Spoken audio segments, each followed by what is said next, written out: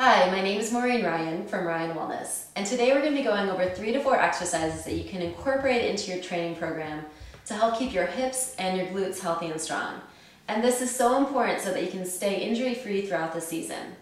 So right now, I'm going to take us down to the mat, and we're going to be doing some side lying exercises. Now, I'm going to be laying on my arm, but if that's uncomfortable, you can always have a towel nearby and just rest your head on the towel. So I'm going to go ahead and take myself down to the mat. And it's really great to have a wall behind you so you can get the feedback from the wall.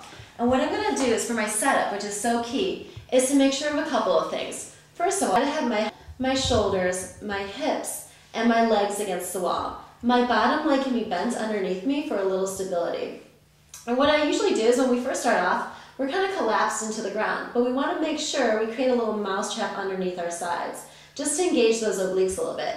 So to do that, I'm going to just reach my hips long so that my hips are now stacked one on top of the other. I might even slide my shoulders down so that they come into the socket as well.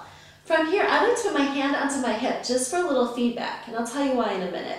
What we're going to be doing is just in a parallel leg position, my knees and my toes are pointing towards the wall in front of me, is to just glide that leg up against the wall and then lowering it down. Now my object is to be strengthening the side glute area right here. Now there's a couple things that we sometimes do that get us out of that position. One is just swinging up and crunching the side. And I'll show you that one more time, is that crunching aspect and shortening. Now I want to avoid that, which is why I have my hands on my hips, just to remind myself not to use those muscles to lift the leg, but to really focus on the glutes. Now around this time, I've probably done about 10 to 12 of those lifts, and that's a great place to start. We're going to go into our second exercise. Now the second exercise, we're going to externally rotate at the hips, which means I'm coming from parallel and opening up my hips. So my toes are probably closer to the wall. My little toe is closer to the wall at this point. From here, I'm going to do the same exercise, raising it up and lowering it back down. Once again, keeping those points of contact against the wall and maintaining that length on my side. Now, you can start off with 8 to 12 reps and then build up to maybe 10 to 15 reps.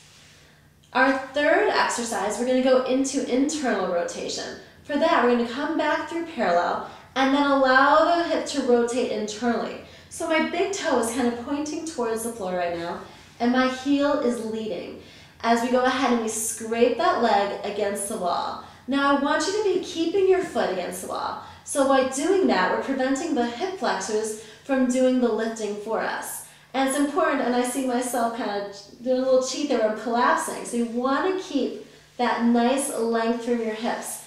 And that's why I think it's just good feedback, just to keep that hand on your head. So when you would be looking at your shirt, you wouldn't see any wrinkling of the shirt. That's the ideal position. All right, from here, we're coming back to the parallel position. Once again, we're keeping it the leg at hip height. We're keeping that nice reach. We're going into our final exercise. Flex your foot here. We're going to do little softball, Chicago softball size circles. And each time we're clicking the wall. Let's do about 8 to 10 in one direction, and you start to feel the burn here. And then you can switch directions. And here I'm really striving to not move in my trunk. I'm really just trying to move from my hips so my leg stays straight. And I'm going to stop here, bend my knee, and right about here is where you feel that burn, which is what I'm feeling right now. I'm going to use my arms to press myself up, and we want to do a little stretch for that position. So we're going to turn onto our back, lay ourselves onto the mat from here, and once again, if you wanted to use that towel, you can have the towel underneath your head. I'm going to keep myself here. We're going to bring the leg across. Just have your ankle bone on the outside of your leg. Just allow that knee to open up. And I personally already feel a little stretch in my glutes. But to get that even more, you can go ahead and nod your chin and lift up and grab hold of the back of your left thigh. And I'd like to use my right elbow to stretch out the leg I was just working. And I was just working my right leg here. Now, some of us may need to stay up. Some of us may be able to come down. But here's the secret, is when you come down, your body's going to want to tuck. Your pelvis is going to want to tuck. You're going to feel some stretch, but I really want you to try to strive to keep a neutral pelvis position, which means you get a little bit of a lumbar curve. Now you might not quite get that, but that's what I want you to strive for. Once again, if it's uncomfortable to have your head down on the floor, you can keep your chin up. You're just getting a little extra ab work, which isn't such a bad thing anyway. Another thing you can add to that is just a little bit of rocking back and forth. Oops, I'm really close to the wall. From side to side, and that just allows you to open up that hip as well. From here, I'm just going to bend my knees, nod my chin a little bit, and rock myself up to a seated position.